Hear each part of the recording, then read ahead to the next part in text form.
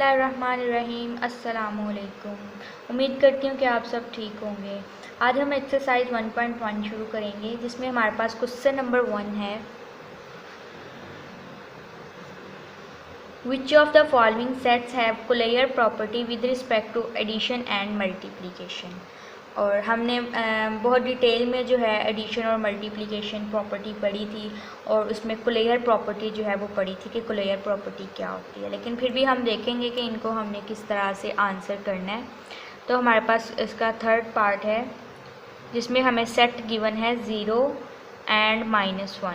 ठीक है, तो अब हमने बताना है कि ये जो सेट है ये विद रिस्पेक्ट टू एडिशन और with respect to multiplication closure property hold करता है या नहीं।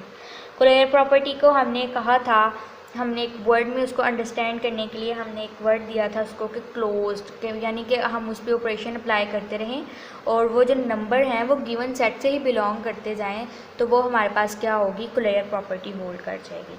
तो इसको देखने का जो है वो हम सिंपल मेथड क्या बनाते हैं, एक टेबल बनाएंगे। ये हमारे पास binary operation with respect to addition है, ठीक है, और ये उसके जो दो एलिमेंट्स थे दोनों तरफ लिख लेते हैं, 0 एंड -1। ठीक है, तो 0 + 0 इज़ 0, -1 + 0 इज़ 0 -1, आगे 0 + -1 इज़ -1 एंड -1 एंड -1 इज़ -2। ठीक है, तो गिवन सेट था 0 एंड -1, जबकि हमारे पास एक एक्स्ट्रा एलिमेंट आ रहा है -2, जो कि इस सेट से बिलोंग नहीं करता। ठीक है, इसका मतलब कोलेयर प्रॉपर्टी जो है वो होल्ड नहीं कर रही विद रिस्पेक्ट टू एडिशन। तो हम इसका आंसर करेंगे, it does not poses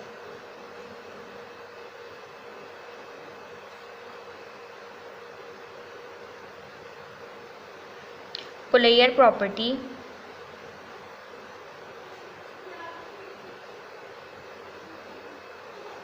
with respect to addition.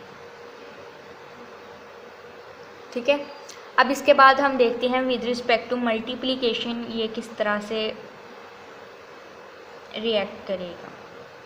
तो बाइनरी ऑपरेशन मल्टीप्लिकेशन और अगेन 0 एंड -1, 0 -1। ठीक है, हम फिर से एक टेबल कंस्ट्रक्ट करते हैं। 0 × 0 0, 0 × -1 इज़ 0, -1 × 0 इज़ 0, -1 × -1 इज़ 1। अब अगेन हमारे पास 1 एक ऐसा एलिमेंट है जो कि इस सेट से बिलोंग नहीं कर रहा। इसका मतलब यहाँ पे भी ये जो कोलेयर प्रॉपर्टी है वो होल्ड नहीं कर रही। तो इट डज़ नॉट बिलोंग या it does not possess closure property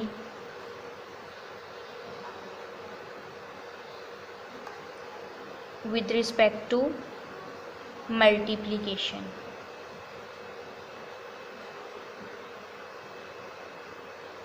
तो अगर तो ये टेबल जो है वो इस तरह से हो कि इसके सारे एलिमेंट्स जो हैं वो गिवन सेट से बिलोंग कर जाएं, तो कोलेयर प्रॉपर्टी होल्ड कर जाएगी। और अगर कोई एक भी ऐसा एलिमेंट है जिसके लिए कोलेयर प्रॉपर्टी होल्ड नहीं कर रही, तो वो जो है वो पूरा का पूरा सेट जो है वो कोलेयर प्रॉपर्टी से बिलोंग नहीं करेगा, क्योंकि कोलेयर प्रॉपर्टी जो थी वो विद रिस्पेक्ट टू एडिशन हो या विद रिस्पेक्ट टू मल्टीप्लिकेशन हो, वो फॉर ऑल रियल नंबर्स के लिए थी। ठीक है, मतलब कि वो जो भी गिवन सेट हो उसके तमाम एलिमेंट्स के लिए थी। तो यहाँ पर हमारे पास एक ऐसा एलिमेंट है जिसके लिए ना ही तो वो with respect to addition hold कर रही है और ना ही with respect to multiplication hold कर रही है।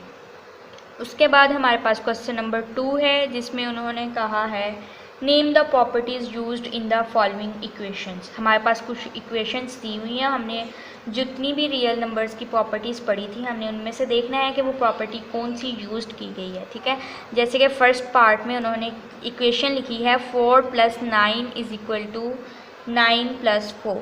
ठीक है, तो हम ये देखते ही पहचान रहे हैं that a + b = b + a।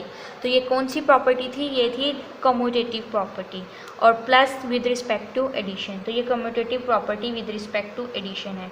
तो अगर रियल नंबर्स की प्रॉपर्टीज़ आपने अच्छे से याद की हैं तो आप इसके सारे के सारे 12 के 12 पार्ट्स के जो है ना वो आंसर कर सकते हैं। ठीक है, उसके बाद क्वेश्चन नंबर जो 3 है उसमें उन्होंने इनइक्वालिटीज़ को यूज़ किया। ठीक है, क्वेश्चन नंबर 3 में इक्वेशंस जो है वो इनइक्वालिटीज़ की हैं और हमने अगेन जो है बताना है बस कि इस क्वेश्चन में जो है ना वो कौन कौन सी प्रॉपर्टी यूज्ड हुई है, ठीक है। तो ये सारे जो क्वेश्चंस हैं ये जो है शॉर्ट क्वेश्चन या MCQ के तौर पे आ सकते हैं, तो इसको इतना जो है ना डिटेल में जाने की ज़रूरत नहीं है। मैं इतना फिर सारा नहीं करवाऊँगी, या आप लोग जो खुद जो है वो इंशाल्लाह अच्छे से कर लेंगे। मैंने बहुत डिटेल में आपको रियल नंबर्स की प्रॉपर्टीज़ पढ़ा दी हैं, ठीक है।